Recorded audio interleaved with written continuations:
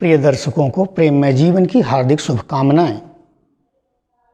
एक सफल, समृद्ध, सुखमय एवं आनंदमय जीवन का रहस्य। अभी तक हमने आपसे ये चर्चा किया कि सृष्टि का आदि क्या है, इसकी उत्पत्ति कैसे हुई और इसका आधार क्या है। इस सृष्टि में मानव व्यक्तित्व का विकास कैसे हुआ, इसकी संरचना क्या है और इसकी 3 परतें क्या हैं। इस क्रम में हमने यह भी स्पष्ट कर दिया कि शारीरिक जीवन ही अज्ञान का मूल कारण है, परंतु यह शारीरिक जीवन तो आधारभूत जीवन है।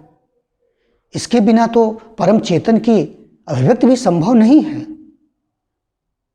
तो क्या इस जीवन की नियति और गति यही है कि हमेशा ये अज्ञान को प्राप्त होगा? कभी भी ये एक सफल और ज्ञानमय जीवन नहीं जी सकता। वस्तुतः मानव जीवन की 3 परतों में से ये प्राथमिक परत, आधारभूत परत, पहली परत जो जड़ तत्वों की ही बनी हुई है और इसके संवर्धन एवं पोषण की सारी सामग्री भी इसी जड़ जगत में प्राप्त होती है। इसीलिए जिस दिन से इस पिंड का जन्म इस जड़ जगत में होता है, इसका संघर्ष अपने संवर्धन एवं पोषण के लिए शुरू हो जाता है। इसकी भी प्रेरणा वह आत्म तत्व, वह परम चेतन तत्व ने ही किया था, ताकि इसके माध्यम से वो अपने को अभिव्यक्त कर सके। परंतु यह शरीर इस जड़ जगत में क्रिया प्रतिक्रिया करते करते, अपने संवर्धन के लिए संघर्ष करते करते प्रायः उसको भूल जाता है और हमारा संपर्क वह परम चेतन जो ऊर्जा एवं प्रकाश का भंडार था उससे हट जाता है। इससे हमारे अंदर ऊर्जा की कमी, प्रकाश की कमी, सद दिशा का भान की कमी होने लगती है। यही नहीं, आगे चल कर के शरीर जो अपनी प्रवृत्तियों में बंधा हुआ है, ये दिन रात अपने संवर्धन के लिए जो व्यस्त है, आगे चल कर के इसका संपर्क अंतःकरण की परत से भी टूट जाता है। यह मन और बुद्धि से भी अलग हो जाता है और ऐसी दशा में पूर्णतः यह व्यक्तित्व विघटित व्यक्तित्व हो जाता है।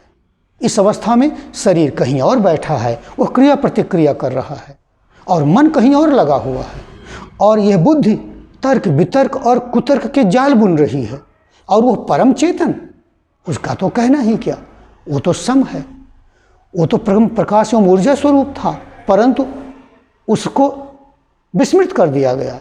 उससे यह शरीर, मन और बुद्धि अलग हो गए, वो अपनी जगह अलग थलग पड़ा है। ये 4 के चारों अंग अलग थलग हो गए, पूर्णतः विघटित हो गए।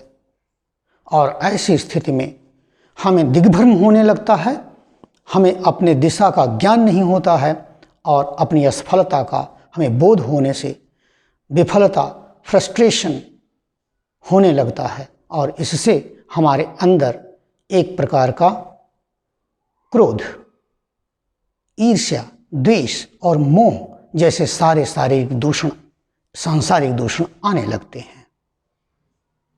इस स्थिति में हमारा व्यक्तित्व, हमारा जीवन पूरी तरीके से भ्रमित हो जाता है। कुछ लोगों को यह ज्ञान होता है कि यह शारीरिक जीवन और आत्मिक जीवन तो है, परंतु उनको ये लगने लगता है ऐसी स्थिति में कि यह शारीरिक जीवन के मार्ग में यह आत्मपथ बाधक है या ये दोनों एक दूसरे के बाद जिए जा सकते हैं। इसलिए वो शारीरिक जीवन को जीने लगते हैं और आत्मपथ पर सोचते हैं कि बाद में चल लेंगे, परंतु वो भूल कर रहे हैं।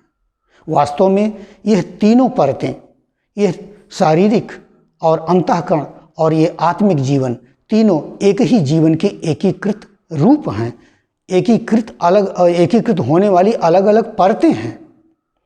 किसी एक पर चलना अर्थात इस शरीर पथ पर अगर हम चल गए, आत्मपथ को भुला दिए, विस्मृत कर दिए, तो हम जितनी दूर, जितनी ऊर्जा, जितने समय तक उस पर चलेंगे, उतना ही हम आत्मपथ से दूर हो रहे हैं। और ऐसी स्थिति में जो भी भोग हमें मिलेंगे भी इस जड़ जगत के, वो केवल वासना और बंधन की ओर हमें ले जाएंगे।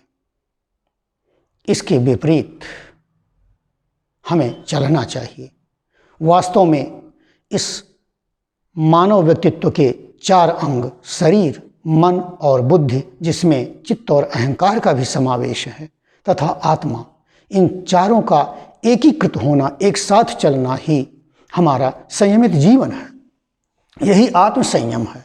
वस्तुतः शरीर, मन और बुद्धि को, तीनों को एक साथ होकर के उस आत्मा के आलोक में, उसकी ऊर्जा में, उसकी ऊर्जा से ओतप्रोत होकर के आगे बढ़ना चाहिए।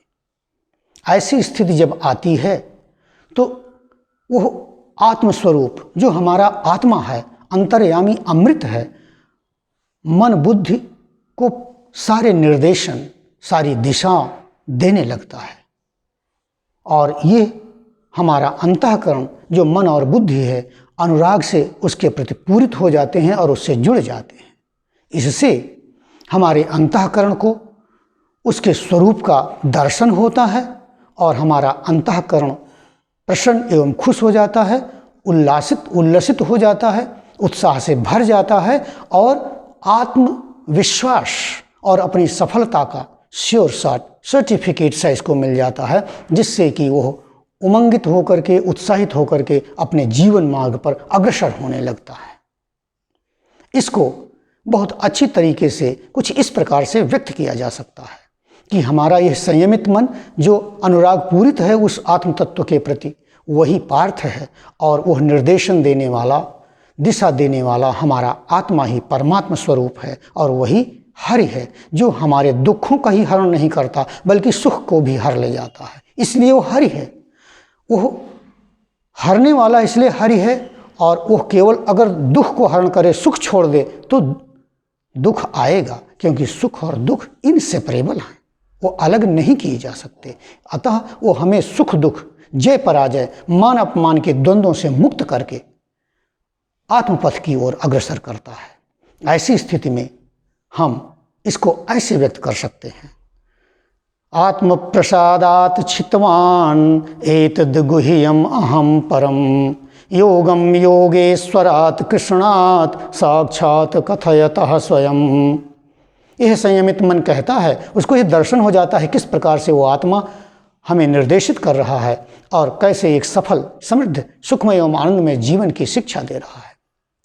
ऐसे में वह बहुत ही उसका दर्शन पा करके प्रसन्न होता है, आह्लादित होता है, आनंदमय हो जाता है उसका जीवन। और वो कहता है, तच्च संस्मृत्य रूपम अत्यद्भुतम हरे विस्मयो मे महान राजन हिष्यामि च पुनः पुनः। वो उसको याद करके बारंबार प्रसन्न होता है, खुश होता है। और इतना ही नहीं, इस खुशी के माहौल में उसका आत्मविश्वास इतना ज़्यादा बढ़ जाता है कि उसको लगता है कि जहाँ पर इस प्रकार का परम चेतन जो हमें निर्देशन देने के लिए उपलब्ध हो, वो हमारे अंतःकरण के साथ योग की स्थिति में हो, इसलिए वो योगेश्वर है।